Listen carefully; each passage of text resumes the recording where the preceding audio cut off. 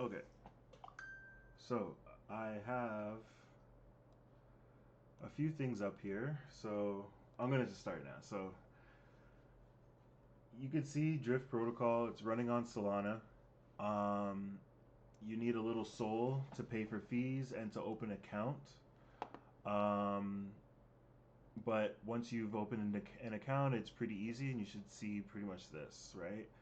You can add money, and all of these protocols are going to run on stable coins. You don't typically, most of them, typically you don't deposit crypto as collateral, but some do, which is kind of nice. But I guess. So how you get your stable coins, that's you could, go straight your income. You could take your profits and put it in. You can use lent funds by borrowing against your crypto and put it in. There's a number of ways you can do this. So however you like, that's up to you. Um, People tend to say like you when you're leverage trading, you should use funds that you're not afraid of losing. So whatever that means, right? Sometimes it's profits. You make a little bit of profit, so you'll say, hey, I'll dedicate this much to leverage trading. And like I said, a small amount can go a long way. So it's very nice. Let's see here. So if I were to create a new account, I guess I would put in an account name. Uh, I would fund it with a certain amount of money, and creating an account costs a certain amount of souls. So it costs $20. It's not a little bit amount of money. Um, yeah, for whatever reason, it is cost that much. So yeah, once your account is created and you're funded, you'll see you're in your balances. You'll see that you have a bit of money here. Um, this is including also my profits right now. So like when I've sold uh, and made some profits, I believe it goes into this amount, and it doesn't reflect your entire account. Just your what's actually your USDC balance. So this includes your collateral. So like I have trades open against some of this USDC, but not all of it. And if I want to find out how much I have available to withdraw, I could just go to withdraw, and I'll see like I have about $300 I can withdraw right now, and there's about $214 that is still trading. I'm traded against. So I pretty much have like $100 backing both of these trades, or in some proportion, and they're both up a certain amount, and they're both in profit about 2x right now. So I'm right now. I'm just kind of doing small trades. Like I have leveled up a little bit the size of trades that I'm making, but like I used to start with just $10, and a few bucks here and there. I think one of my best trades was 2 or 3x on, but it was on $10. But I've done much better since then on bigger amounts.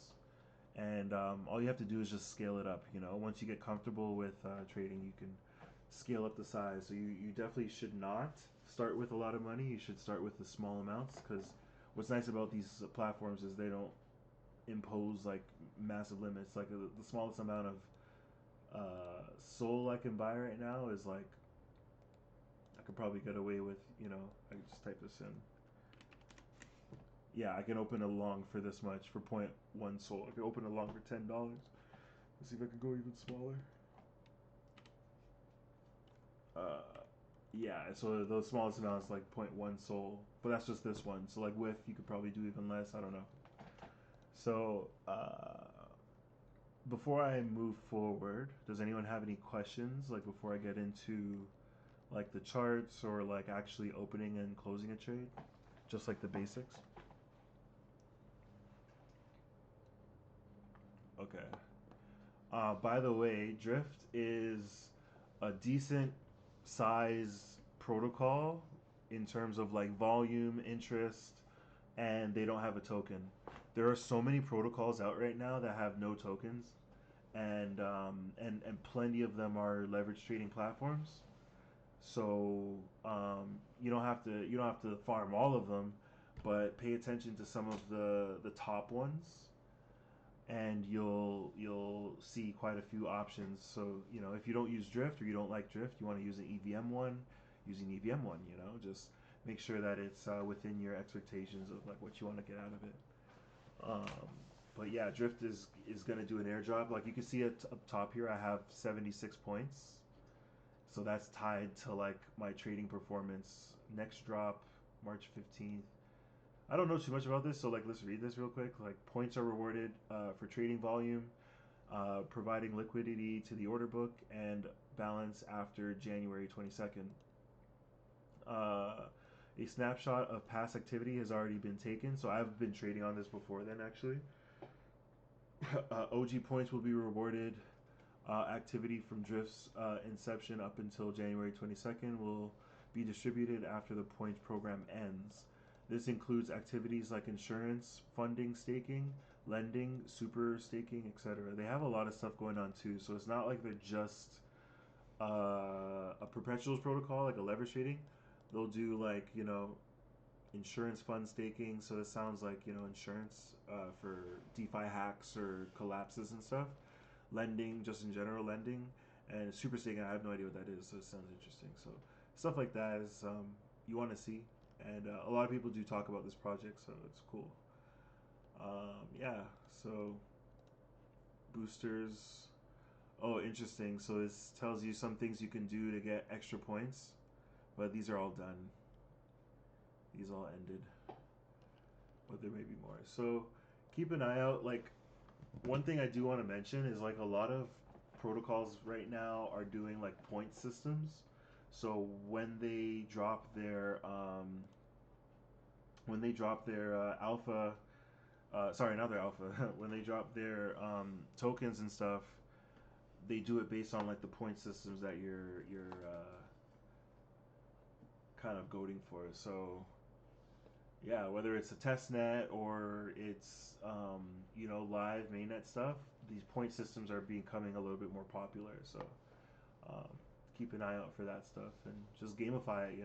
It's a video game at this point. So just moving along here, I have the I don't really look at these pages a lot, but we could take a quick look at like the overview. Yeah, so you could just see. Oh, this is just like everything. Not from mine. I could look at my portfolio here. So you can see like, your all-time profit and loss, total volume traded. This is including like the actual leverage that you're using. So I didn't actually trade $9,000, but I used maybe, I don't know, 400 bucks to trade about this much in terms of leverage. So this kind of again, this shows you like the power of leverage trading. Like you can take $400 and trade as if you had a 10,000 bucks. So it's quite powerful. Um, yeah, daily P&L. That's kind of cool. You can see like how good you do. That's pretty dope. How did I lose this much money? Forgot. Positions. So again, your positions. It's just these are just broken down pages. You could see in different ways. Manage accounts. Oh, this is nice. Okay, so this actually might be good. So again, to see this, you go to overview and manage sub accounts. So how leverage trading works again, it's kind of like you're depositing collateral for them to give you an outsized loan in the short term. So it's not like a loan you can go and take and buy whatever you want. You have to use it within their system. And once you've gotten to like a certain threshold of like losing money, you could wipe out your whole account. So if I leveraged all $570 of my net value of my account here. Actually, it's like my deposits actually. So it's not my net value, it's my deposits, right? If I leverage this whole thing and said like I want to, use all of it as collateral, which is not right now. I don't know if I could see how much is used. Net unsettled, borrows, net value. It's not saying how much is actually utilized. It's not saying like that $240. That would be nice to see. Uh, either way, so this amount I could borrow all against, right, and trade the my entire stack against it. And if I sorry, I shouldn't even say it like that. It's more so it's more rather this once this is deposited, all of this is already at stake.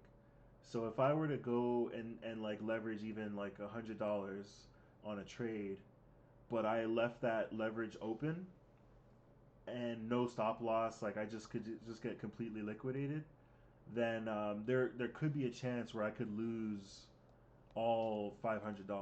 It all depends on like how much you're betting. And I know this probably sounds confusing, is because like I don't fully understand it myself. It's just I just know that like whatever you deposit in here, if you set yourself up to like lose that much, then you can, yeah, you can lose like $500 worth of a trade, but you can never lose more than that, right? So it's not like you can lose $1,000 if I only put in 500. So yeah, I just wanted to take a look at this page. Delegate, what does that mean? Delegate your sub account. Oh yes, to someone else. Okay, what is this? What is rent? I don't even know what this is.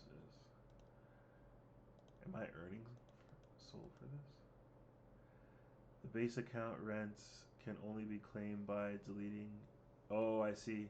Any extra rent contributed due to dynamic fees will be claimable. Oh, so the amount that you paid towards making your account, you can get it back, kind of.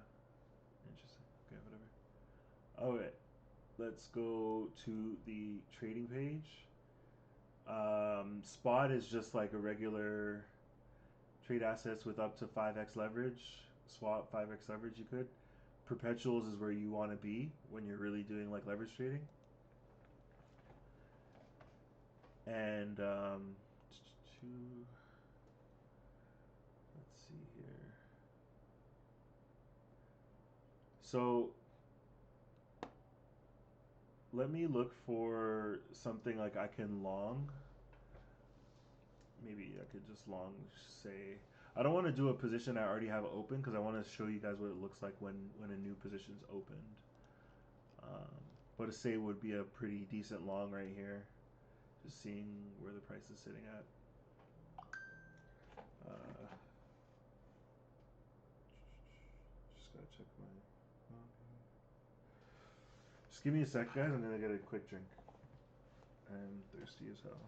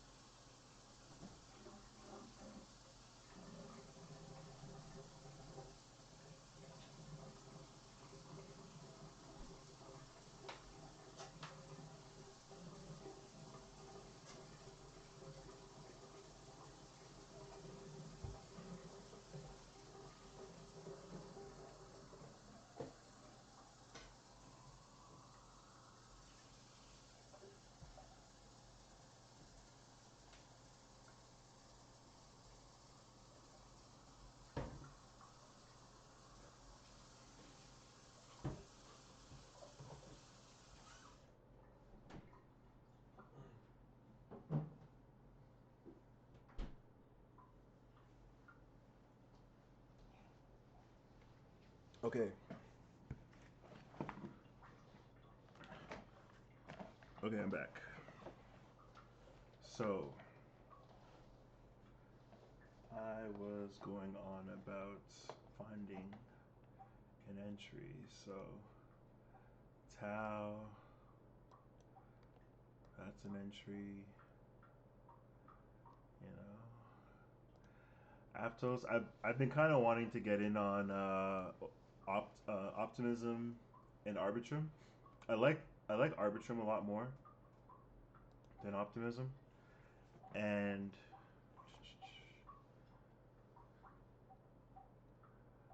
let's just see which is the nicest looking chart. Arb looks pretty good. Make this. And again, feel free to jump in at any time if you have questions. Like while I just like look here. Wow, Pith is up. What's Pith at now? What is Beth saying these days? Let me zoom out. One thing I do recommend though is if you guys are leverage trading and using these platforms, don't use these charts intently.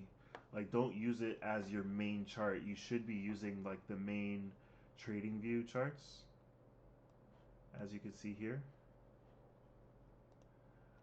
because these are more accurate and up to date, and the time is more, defined. So just be careful not to fall in the trap of using these.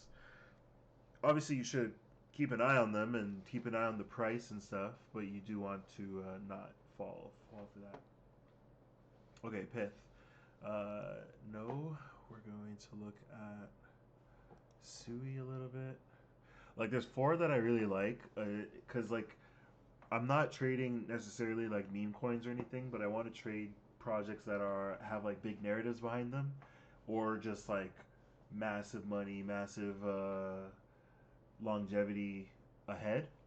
And to me, those are the two, soon to be three, move um, blockchains, which were Aptos, Sui, and I forget the other one. I keep forgetting what they're called, but it's like the Move VM. Um, but they all have interesting new VM software, um, that like a new, pretty much a programming language that'll kind of bring Ethereum into like a new age. There's also Monad. I don't know as much about, but I know a lot of people are bullish on it, so I want to take a look at that. But you can't trade that; it's not out yet. So yeah, Sui Aptos you can trade and have big narratives behind them, as well as Arbitrum and Optimism, just being like the leading optimistic layer twos on Ethereum.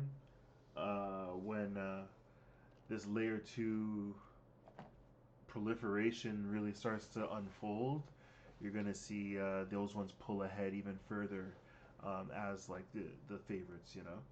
So yeah, I think I like Arb.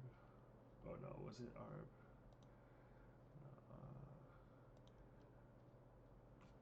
Just gonna flip between a couple charts, and also what I like to do is I'll pull up TradingView. I have two monitors up right now, so I'll pull up TradingView below. Get myself one of the two. So I have op up, so I'll open up Arb. Arbitrum looks a little bit more consolidating. This one looks like it already broke out. And Arbitrum, if we go back to Arbitrum, see, it's hard to even see these things if you're flipping back and forth. A nice little technique I like to use is just to have the comparison. So having two screens minimum is very nice. So you could obviously see how much less of a breakout Arbitrum has had. But this grinding trend line, oops, hitting a few peaks and a few troughs, you can see, like, because I'm also touching like these past peaks here, flipped, turned to support, retested, turned to support, and it's retesting to higher lows, here and here. So that's telling me I kind of like that entry. I could put an entry here, but there's a likely chance we see a spike down somewhere around there. So that's how I'm kind of looking at Arbitrum. Another thing to keep in mind is there's always a settings button in the bottom corner of a trading view table.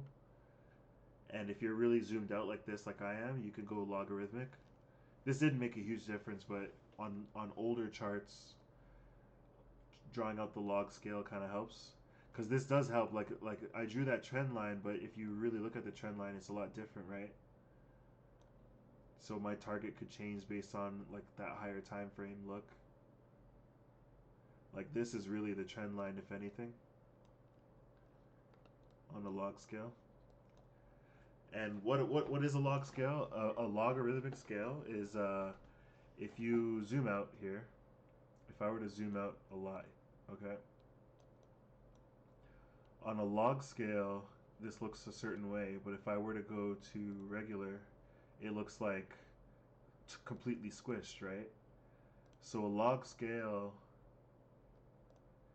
oops, I just screwed it up. A log scale kind of helps you see more so a better idea of the proportional increase. So if I were to give you more numbers to see it properly, I'm going to draw some lines here so that you see what's happening. I'm going to draw some horizontal lines to show where 50 cents is.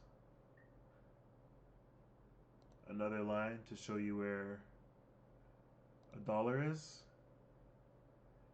And intuitively, you would think a $2 is up here, and you would be right, right? But once you start zooming out,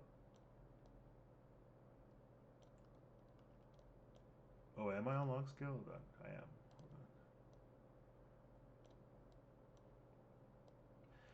on. It's not coming across right now. Hold on, let me go bigger.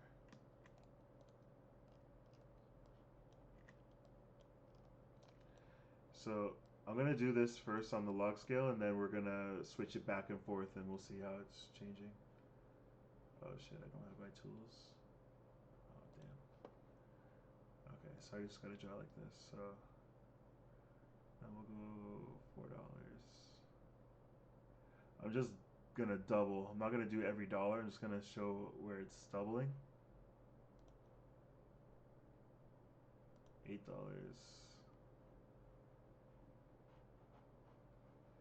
But it's like even. Like all of this is even, right? If you're gonna go to regular scale, there's actually more space between $4 to $8, right? Or $2 to $4 should be a smaller space, right? So the logarithmic scale is kind of showing you the like every time it doubles, that's a new bar, basically. Like you're seeing a new square. Like you see how there's one square here. Like if let me zoom in a little bit. Oh shoot! And if I can make this background color different, that'd be great. But I don't know my way around to. It's okay. I'm gonna trust that you guys can see these squares. They're a little bit dark, but just trust me when I say like between $1 to $2, there's one square here, and then from $2 to $4, there's two squares, and then from $4 to $8, there's 1, 2, 3, 4 squares, right? Because it's like one square per dollar. But if you go to the logarithmic scale, that stretches it out to every four squares is a doubling of the price. So let me just squish it a bit. So I squished it, but it's basically like three, like there's like four squares. It looks like three, but they're all the same amount of squares in between, even though it's the same dollar amounts difference that we were just looking at. So the log scale gives you a better idea of like the proportional increase that's happening. So if I go from like, you know, $1 to $2, I want to know what that like. I want to know actually what that move looks like compared to going from $10 to $20. It should look the same in a log scale. So it's just a different way of looking at things. It helps you better with long term charts when you're looking at things in a longer time frame. So like even if I went at weeks, right? Like this looks like a chart, but if I were to go regular, it's much harder to make it look like that. And you just like to stretch it out, like it just wouldn't make sense to do that. So it's just better to use the logarithmic scale when you're on a longer time frame. Especially like if I go to Solana even. So let's switch to Solana. Oh, it doesn't have the history of the price history. Oh, I could just use this. So Arbitrum. Most of the time, I'm using a log scale. Uh, for actual trading view, it's down here in the little hex. So you'll see I'm on log scale. Once I clicked it, I'm on regular now, and it changed, right? If I click again, logarithmic, go back to regular. So it may feel like a trivial difference, but it does give like a different uh, certain charts. It'll make a drastic difference. I'm not using the best charts. I should use a different one. Let's go GRT. Okay, so like GRT here. This is the regular chart. That's the logarithmic chart. Let me get rid of this.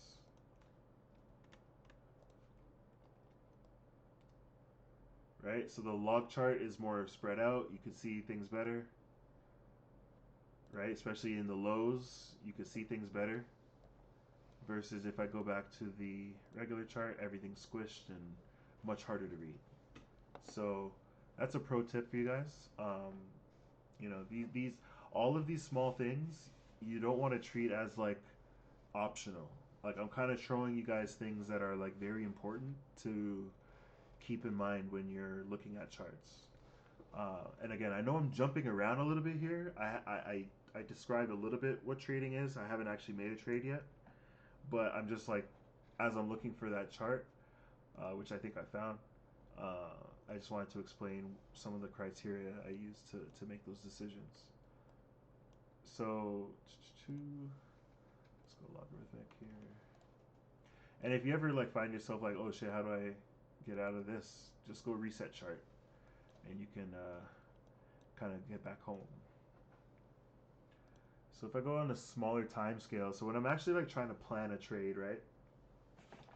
I'll look at a few things. So I'll look at like maybe the indicator. I use stochastic RSI.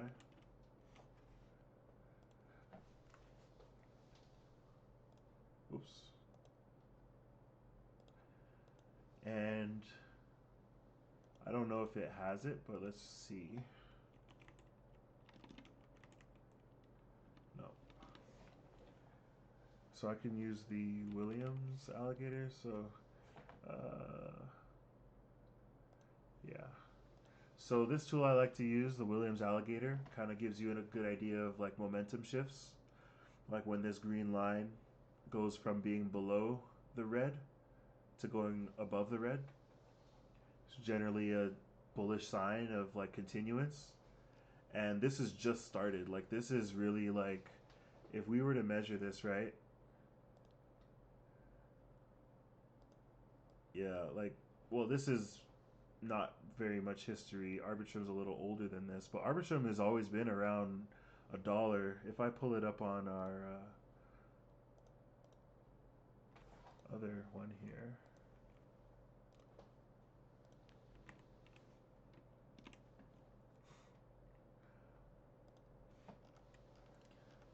like Arbitrum's always been around this range. So it's not really breaking out yet. So this could really do some massive numbers. Like seeing Solana at $60 billion fully diluted value. I think Arbitrum's at about 10. Arbitrum. By the way, Melinda, how about that gala pump? My God. That is quite something.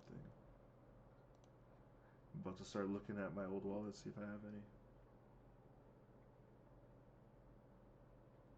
Arbitrum's worth about 20 billion right now. So if we see this entire market grow, right? You could easily see Arbitrum fill the shoes of where Solana was and go another 3x from here. So we could see Arbitrum at $6. And another way to do that kind of calculation. By the way, guys, let me reset here. when you zoom out, right?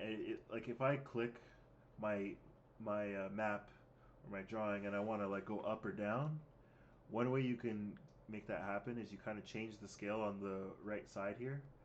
You click and you drag up or down. Once you do that, it's now free and you can move your chart around. So that's like another pro tip, kind of helps you measure things.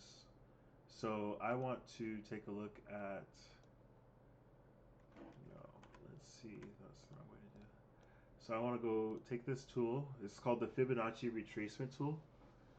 This tool you typically will take from like a previous high, click, and you drag it down to where you see the bottom red line, the little white mark at the bottom red line there, touching the bottom of the channel, like wherever it bottomed out. If there's two drops on it, that's perfect.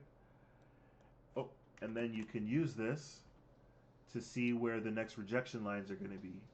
So if you guys are paying attention, you could see this cleanly bounce right off of the next fib level, which is the 168. And I'm telling you guys now, you could have predicted that future after this second bottom here. And not only the second bottom, definitely once this reclaimed the red line, you knew that it could see continuation. Like the probability of it continuing went up a lot, and the target became up here. Let me get the paintbrush. So this became the target, and that's because it's the very next fib line above the next high. So you could do this with a lot of coins that have already fallen quite a bit. If you're saying like, hey, I want to know how high this can go, just take a look, right? Some coins are not always in the same position. Some coins, their inflation rates grow and go crazy, or things can trend to zero because inflation's too high. But it's good to keep in mind these principles. Does anyone have questions? And if not, it's fine. Like you could always go back and watch this video, and hopefully it makes more sense as you rewatch it. But hey, I'm here now, so it's always good to ask questions while I'm available. Just gonna take a quick break.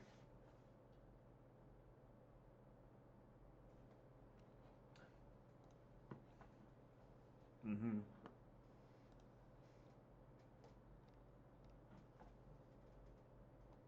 Yeah, for sure. This is one part of the battle. The next part is actually executing, and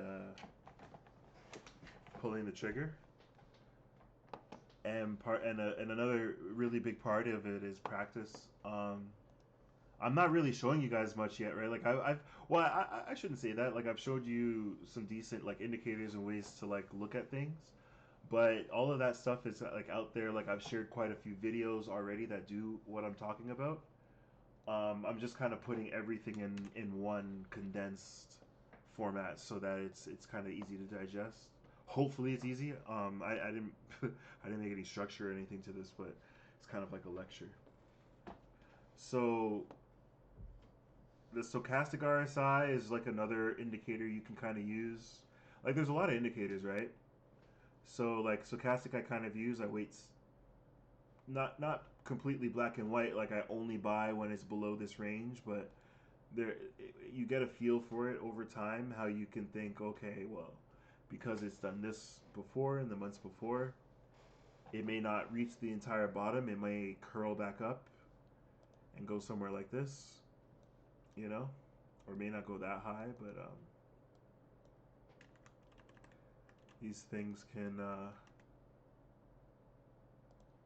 definitely bounce back a little bit, and then before you see it come down, and that could be September, October by then, or August. So I know a lot of people are kind of going out of ordinals or whatever it is, but when you see dips like this, sometimes it doesn't always mean it's going to go further down. It can mean it's just going to rest there and then come back up for an even higher high. So yeah.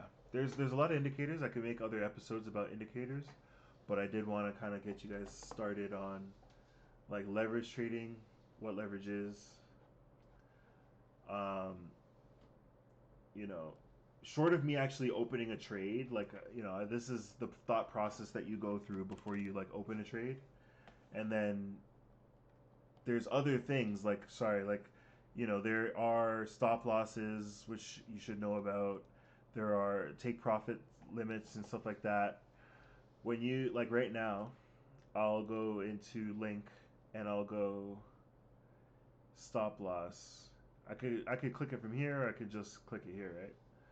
So stop loss, I can say if we cross on link, if we cross below, let's say $17.50,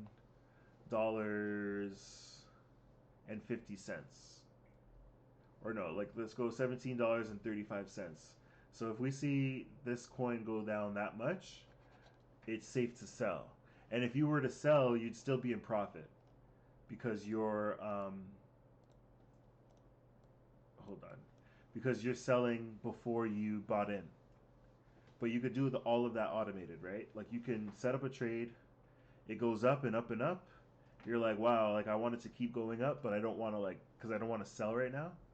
You can exercise that, and you could just rise your stop losses like as close as you want to your current price, right? If you put it too close, it can just drop down, take out your money, and then go back up. But if you, yeah, if you, sorry, I lost my train of thought. But yeah, if you, yeah, I lost my train of thought. I'm getting a little tired. But yeah, that's basically the things you want to look at. You don't want to use too much leverage early on. You want to do some practice trades. Start with a little bit of money, and once you get comfortable, start growing your size. Another big opportunity is when there's huge dips in the market. You kind of let them play out. You wait for that retest, like the dips kind of come back down and like try to test lows again or come back close to the lows. And those are also opportunities you can use to like leverage trade and make massive swings. Like Rune, Thorchain, it dipped maybe as low as I think about $5, five something, this week. About five, yeah, about 506, a little under $4 something, 490. I put in the long at 504, and I probably put in about $300, let's say, like a little over 300, and I was able to pull out $400 from the price going to from $5 to about 650. I made $400 up to 650. $6.50 wasn't even the top. Rune actually went higher. It went up to like $8.50. I most likely would have made about like $1,100 or $1,200 off of a $300 bet, and that's with Rune basically doubling in price. So I earned like a extra 1.5%, like times my gains. So that's the kind of stuff that you can expect um, with perpetuals trading. I'm gonna kind of end this here because like I don't know how long I've been running, but I'm getting a little tired, and I'm not getting any questions, so I don't know really where you're at. So just take a look at the video again, read it again. I mean, watch it again. Let me know what questions you came up with, but don't just like watch the video and ask questions. Like actually like try to use the protocol. And when you come up against issues, we're here to answer your questions. All right. So um, the entire GTA community, respect for coming and checking this out. It's really good to be back. I'm very happy to see as much activity as day one, and bunch of new members everywhere, and we're seeing people make money all over the place. So it's really encouraging. I'm glad every day I see that I made the right decision starting this thing. So I'm glad to be on this journey with you guys, and big things to come this year. To drop a little bit of a teaser, we got something in the works that might create your first membership, your true value membership in the GTA community that will, you know, commemorate the amount of years that you guys have spent in the space and put a sticker price to it. So let's um let's fucking get it and ooga booga. Peace out.